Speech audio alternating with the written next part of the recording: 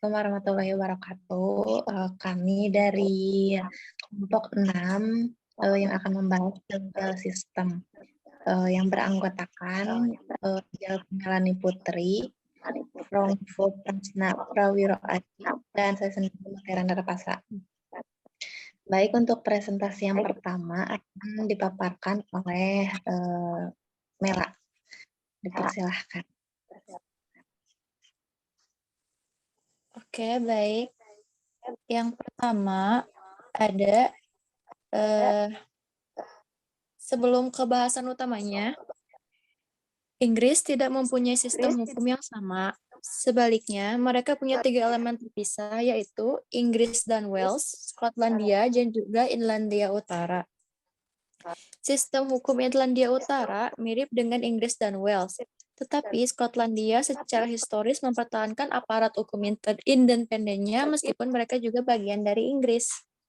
Kasus pengadilan Inggris dibagi menjadi hukum perdata dan juga pidana. Hukum perdata melibatkan hak-hak pribadi dan menyelesaikan perselisihan antara individu atau organisasi. Hal ini berkaitan dengan klaim untuk kompensasi, seperti keuangan atau lainnya, oleh penggugat yang merasa dirugikan oleh terdakwa. Kasus perdata dapat diputuskan dengan penyelesaian sebelum persidangan atau oleh hakim. Kemudian di sini ada pembahasan. Pertama ada legal history, yang kedua sources of British law, 3 the court system in English and Wales, civil and criminal proceeding, law and order, the legal profession, attitude to law and order. Yang pertama ada the legal history. Sistem hukum adalah salah satu institusi tertua dan paling tradisional di Inggris. Otoritas dan pengaruhnya adalah karena independensinya dari cabang pemerintahan eksekutif dan juga legislatif. Sistem hukum harus melayani warga negara, mengendalikan kegiatan yang melanggar hukum terhadap negara, melindungi kebebasan sipil, dan mendukung pemerintahan yang sah. Tapi sistem hukum ini telah dikritik karena penolakannya terhadap reformasi dan juga pemeliharaan hak istimewa yang dapat bertentangan dengan kepentingan publik. Untuk itu, terkait hukum saat ini masih belum beradaptasi atau adanya perubahan kondisi, juga tidak memahami kebutuhan masyarakat. Tetapi sistem hukum telah berubah selama berabad-abad sebagai tanggapan terhadap tuntunan konsumen, tekanan kerja, dan juga pemerintah memaksanya untuk berkembang. Kemudian, sampai batas tertentu, perbedaan dalam berbagai elemen sistem hukum disebabkan oleh peristiwa sejarah dan perkembangan politik negara Inggris. Sejarah hukum Inggris telah dikondisikan oleh 2 masalah besar. Yang pertama, bahwa hukum harus dikelola oleh negara di pengadilan nasional, dan kedua, bahwa hakim harus independen dari kontrol kerajaan dan juga politik. Yang kedua ada sources of British law. 3 sumber utama hukum Inggris atau Wales adalah hukum umum, undang-undang dan hukum Uni Eropa. Yang terluar adalah hukum umum atau hukum adat. Hukum ini berdasarkan kebiasaan orang yang menduduki dan juga awal penjajahan. Setelah peristiwa The Norman Conquest, itu menjadi bahan aturan dan juga prinsip yang diputuskan oleh hakim dan juga kasus-kasus peradilan. Penilaian ini adalah law of the land. Keputusan hukum umum membentuk preseden atau sesuatu yang dapat dijadikan contoh, di mana hakim dapat menemukan prinsip-prinsip hukum untuk diterapkan kepada satu kasus-kasus baru. Biasanya hari ini, penciptaan presiden baru di Inggris, Wales, terletak pada House of Lords sebagai Mahkamah Agung. Putusannya menyatakan hukum saat ini akan diterapkan oleh semua pengadilan. Tradisi mengikuti presiden menjaga konsistensi dan juga kontinuitas, tapi dapat menciptakan hukum konservatif dan juga memperhitungkan perubahan kondisi sosial. Nah, ini merupakan gambar untuk struktur pengadilan perdata dan juga perdana di Inggris dan juga Wales. Yang ketiga, ada the court system in England and Wales. Sistem pengadilan utama dibagi menjadi pengadilan pidana dan juga perdata di berbagai tingkatan. Pengadilan pidana ada 2 tingkat pengadilan pidana. Yang paling rendah dan tersibuk adalah pengadilan magistrat, yang menangani kasus-kasus yang secara ringkas atau kasus yang kurang serius.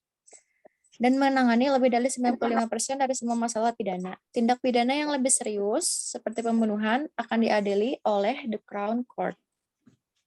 Yang kedua ada pengadilan banding pidana. Struktur banding seharusnya menjadi perlindungan terhadap kesalahan dan juga keadilan. Banding dapat dilakukan terhadap keyakinan atau hukuman dan dapat diajukan atas dasar fakta dan hukum. Ini gambar dari The Old Bailey dan juga The Crown Court ya. Kemudian yang ketiga ada pengadilan perdata. Proses hukum perdata dibawa baik dari pengadilan daerah atau di The High Court. The High Court atau Justice tersebut memiliki pusat utamanya di London dengan cabang-cabang di seluruh Inggris dan juga Wales. Ini dibagi menjadi 3 divisi yang berspesialisasi di hal-hal tertentu. Kemudian pengadilan banding perdata di Inggris dan juga Wales. Ini jika The High Court mendengar banding dari pengadilan magistrat dan pengadilan daerah. Tetapi jalan utama untuk mengadil banding adalah dari The Court of Appeal. Hal ini dapat membalikkan atau mengubah keputusan atau kadang-kadang memerintahkan untuk dibuatnya persidangan baru.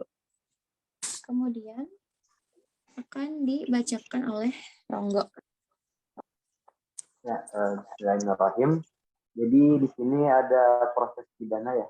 Jadi dalam proses pidana itu banyak fitur untuk prosedur perdata dan pidana.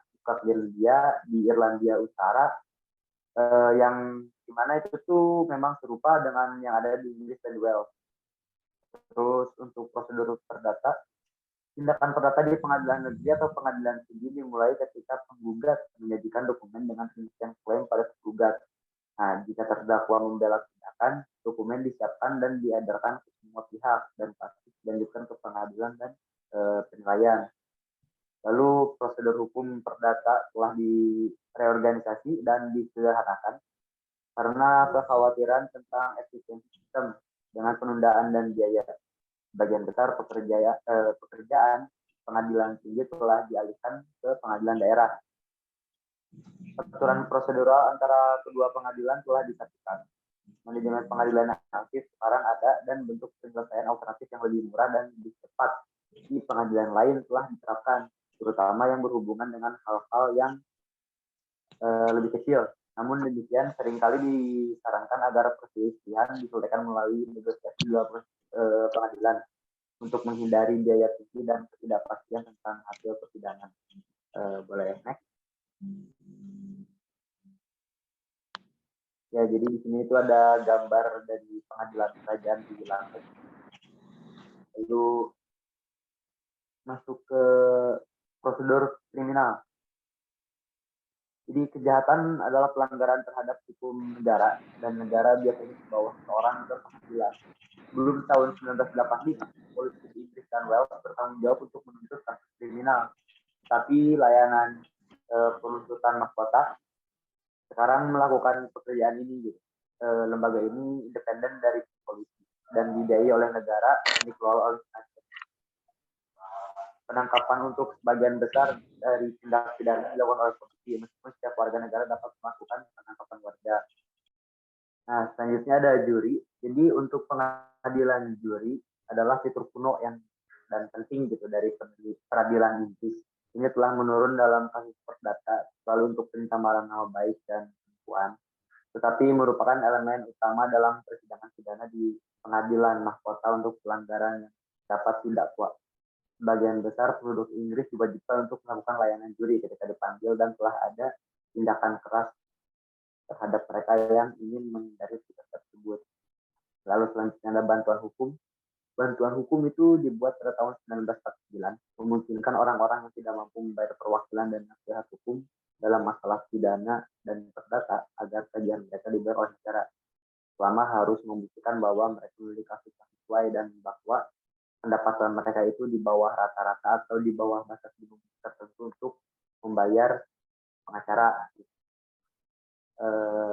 Jadi hanya mereka yang berpenghasilan rendah dan mendapatkan tunjangan yang bisa menerima pengadilan atau bantuan hukum gratis gitu. Tapi pemerintah telah mengurangi dana bantuan hukum dan mereformasi operasinya sehingga sedikit orang yang memenuhi syarat untuk mendapat bantuan. Terus ada kejahatan dan hukuman, bisa di next. Nah, ya di sini adalah sebuah layout ataupun denah posisi-posisi atau siapa aja yang bisa hadir di sini dari persidangan hakim. Bisa next.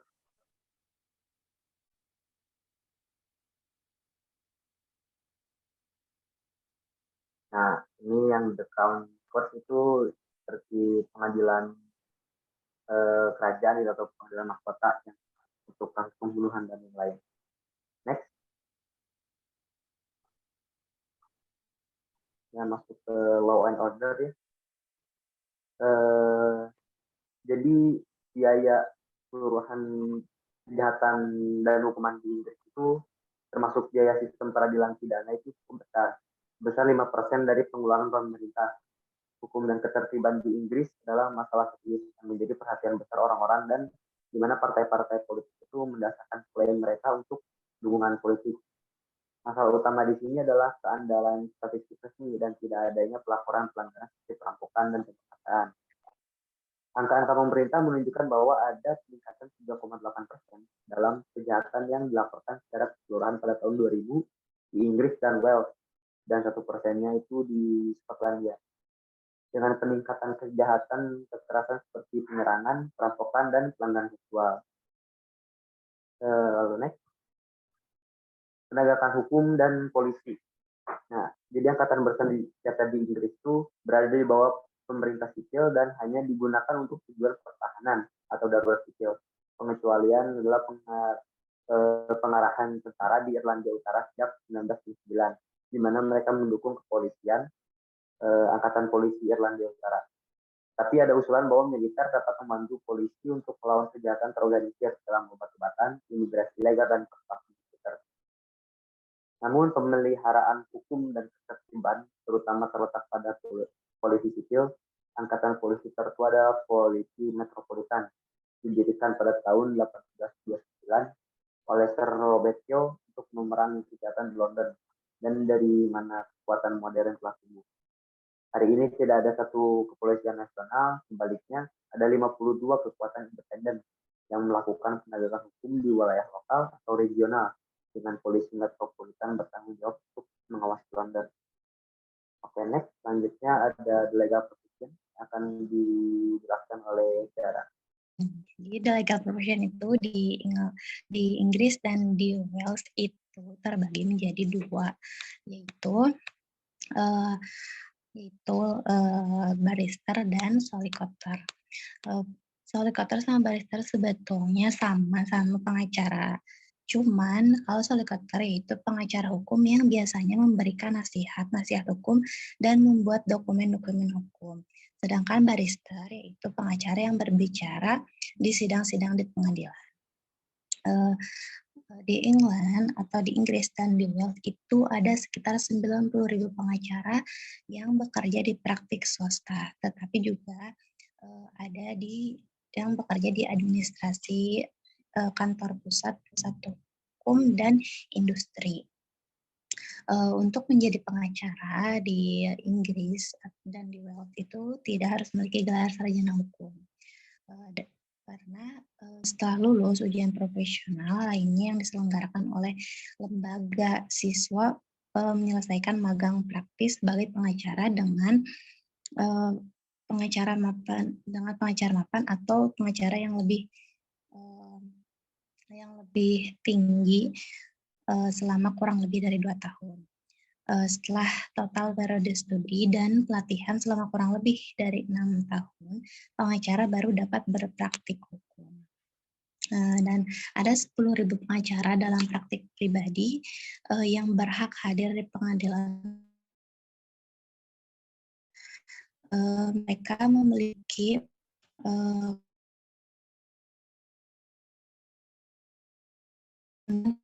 Council of the Self-Regulated Bar dan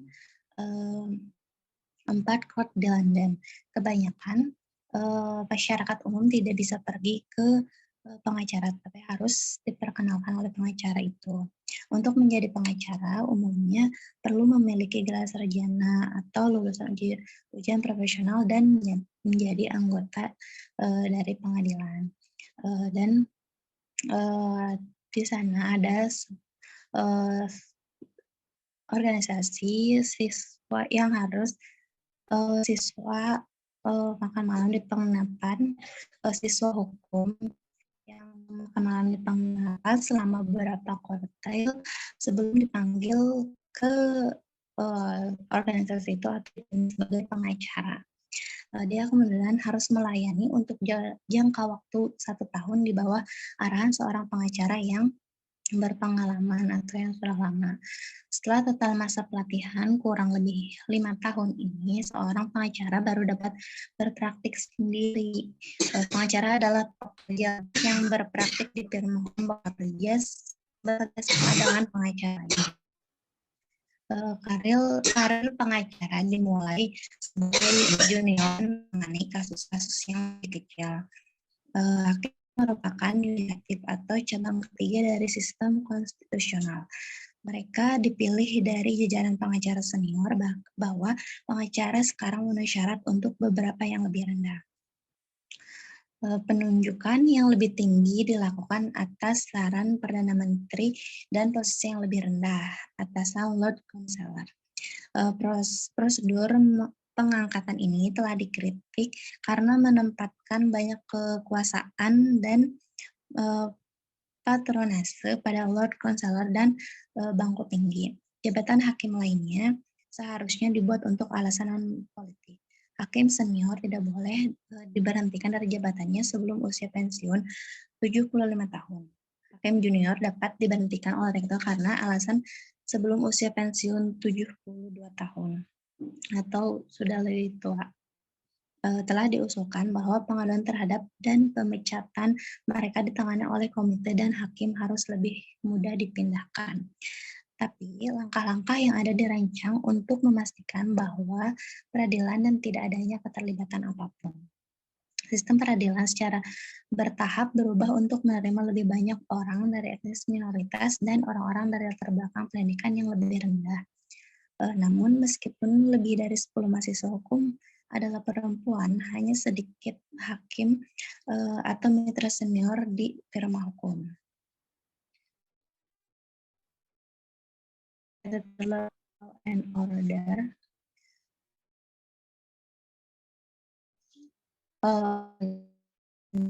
memungkinkan dan menganggap hukum dan pengacara sebagai upaya terakhir.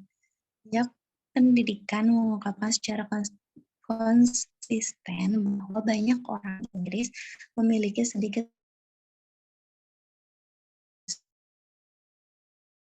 bahwa 47% responden tidak puas dengan pengadilan dan pekerjaan mereka, sementara 32% merasa puas.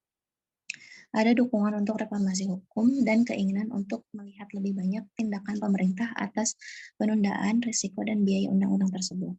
Pada bulan Juni 2001, Jak Pendapat Mori menunjukkan bahwa dalam daftar kekhawatiran 33% responden hal tentang hukum dan ketertiban meningkat sejak tahun 1996. Sebuah survei Natwest pada tahun 1997 menunjukkan bahwa 70% responden akan menerima kenaikan pajak atau signifikan dan kejahatan akan terjadi.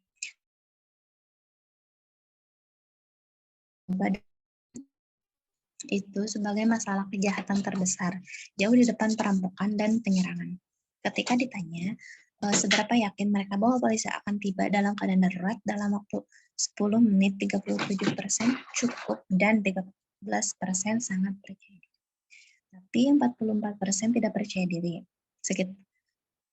Sekitar 72% responden sangat setuju bahwa orang harus memiliki hak untuk mempertahankan properti mereka dan 24% cenderung setuju. Sekitar 64% sangat setuju bahwa undang-undang tersebut terlalu lunak bagi penjahat yang melakukan pencurian properti dan 22% cenderung setuju. Baik, sekian dari kelompok kami, kelompok 6. Terima kasih atas perhatiannya. Wassalamualaikum warahmatullahi wabarakatuh.